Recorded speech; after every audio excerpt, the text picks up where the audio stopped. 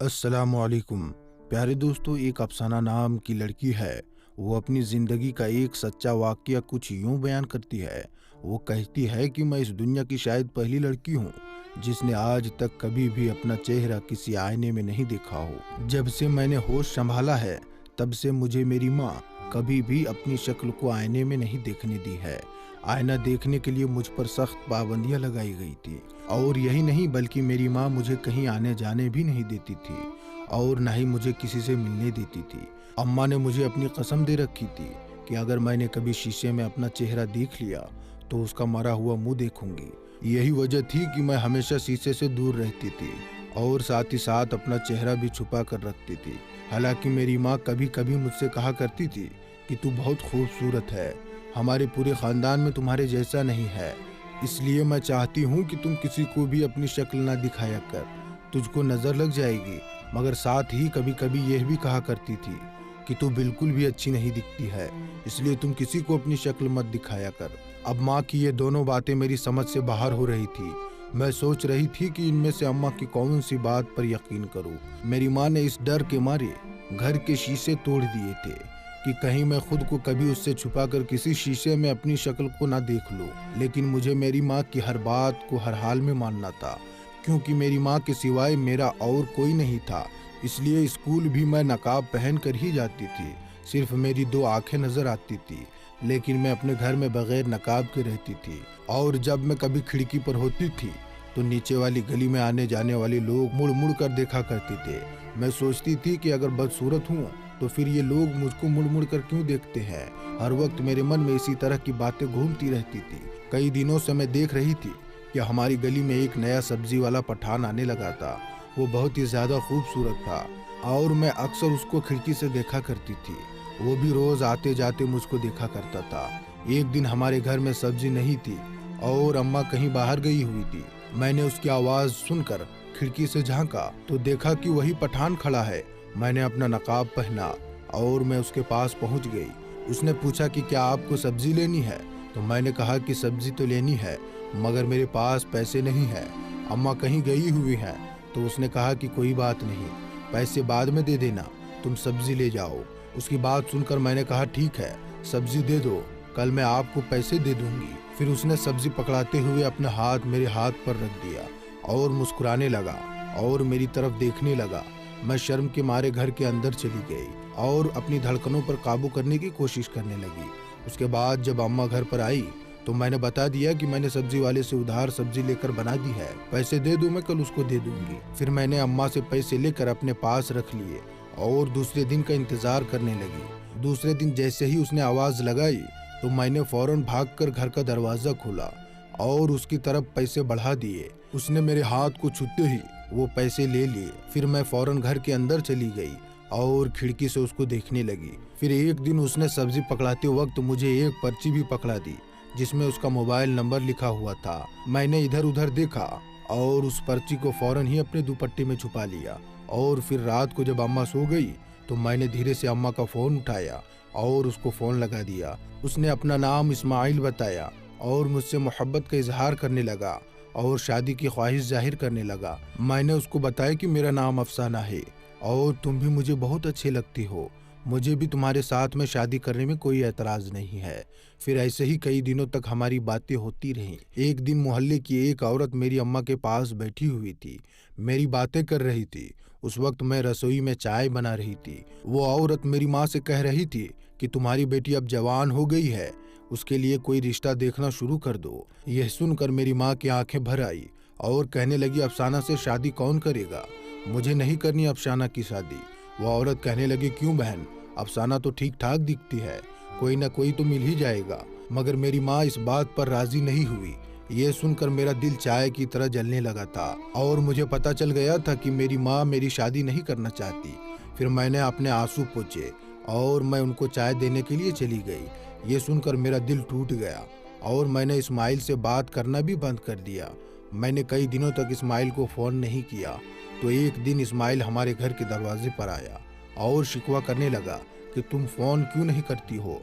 तो मैंने उसको बताया कि इसका कोई फ़ायदा नहीं है, क्योंकि अम्मा हमारी शादी होने ही नहीं देगी, तुम मुझे भूल जाओ तो ही अच्छा है।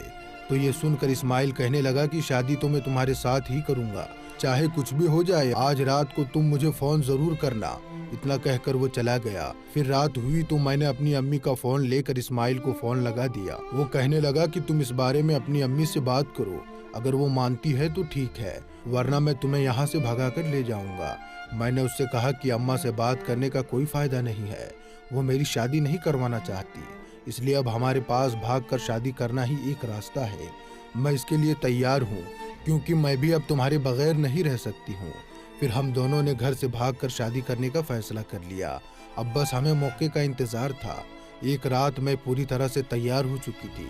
सामान तो कुछ नहीं था मेरे पास में, बस एक दो कपड़े के जोड़े थे जो मैंने एक बैग में रखे और इस्माइल को फोन कर दिया। उसके बाद जैसे ही अम्मा गहरी नींद में गई तो मैं घर की छत पर चढ़ी और देखा कि नीचे इस्माइल खड़ा है। मैंने छत से छलांग लगा दी और इस्माइल के साथ मैं घर से भाग गई और भागकर हम दोनों ने शादी कर ली। अब दोस्तों, अफसाना ने बताया कि आज हमारी शादी की पहली रात थी। मैं सज सवर कर कमरे में बैठी हुई थी कि इतने में मेरा शौहर कमरे में दाखिल हुआ और आकर वो मेरे करीब बैठ गया और मेरा घूंघट उठा लिया। मगर जैसे ही उसने मेरा घूंघट उठाया तो उसकी चीखें निकल गई। वो डर के मारे कमरे से बाहर निकल गया।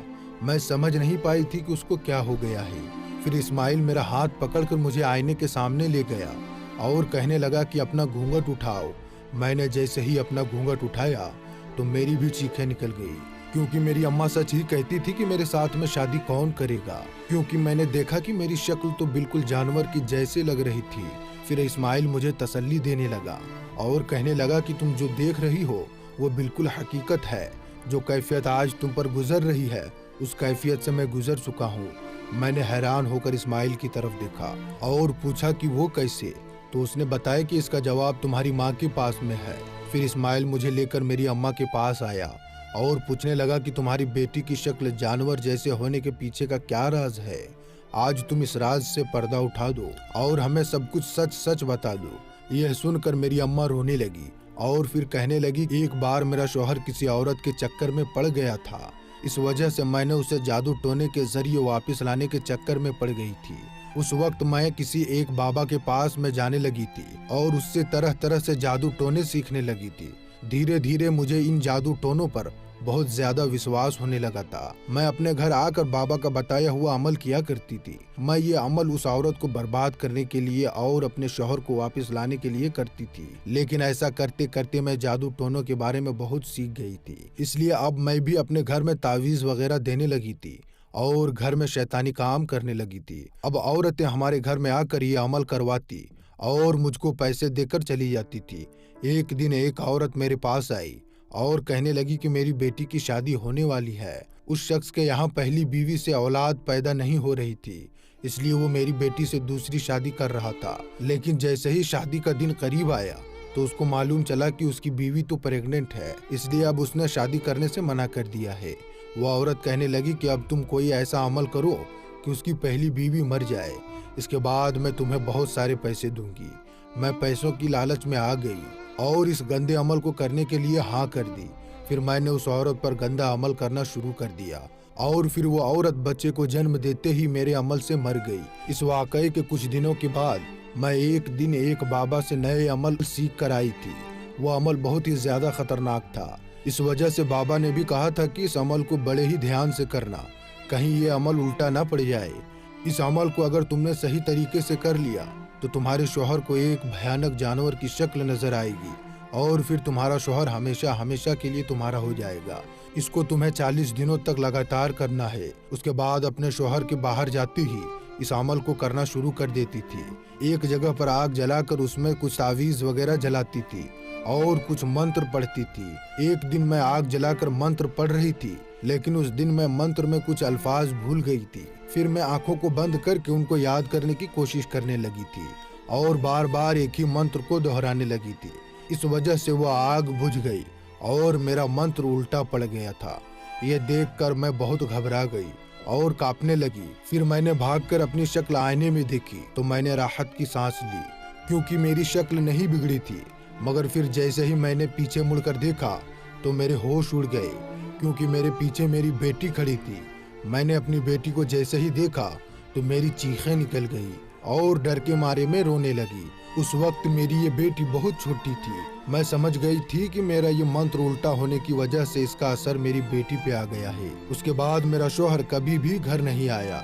उसी दिन से मैंने अपने घर के सारे शीशे तोड़ दिए कि कहीं मेरी बेटी अपनी शक्ल आईने में न देख ले। मैंने एक हामिला औरत पर गंदा अमल करके उसको मार दिया था। उसका मासूम बच्चा बच गया था। शायद मुझे उसका ये सिला मिला है। इतना कहकर वो औरत फूट फूट कर रोने लगी। इतना सुनने के बाद इस्माइल कहने लगा कि जो औरत आपकी वजह से मरी थी, मैं उसी का बेटा हूँ। तो दोस्तों, देखा आपने कि कैसे कैसे गंदे इल्म लोग करते हैं एक दूसरे को बर्बाद करने के लिए, लेकिन ये जब गंदा अमल उस पर पड़ता है तब वो हैरान और परेशान हो जाता है। तो दोस्तों, हमें चाहिए कि हम किसी के बारे में बुरा अमाल ना करें, बुरी बातें ना सोचें, किसी के बारे में बदनीयती ना करें, किसी के बारे में बुरी सोच ना रखें। तो दोस्तों, मिलेंगे एक और नई वीडियो के साथ। तब तक के लिए आप अपना और अपनों का ख्याल रखें। अस्सलाम वालेकुम। अल्लाह हाफिज।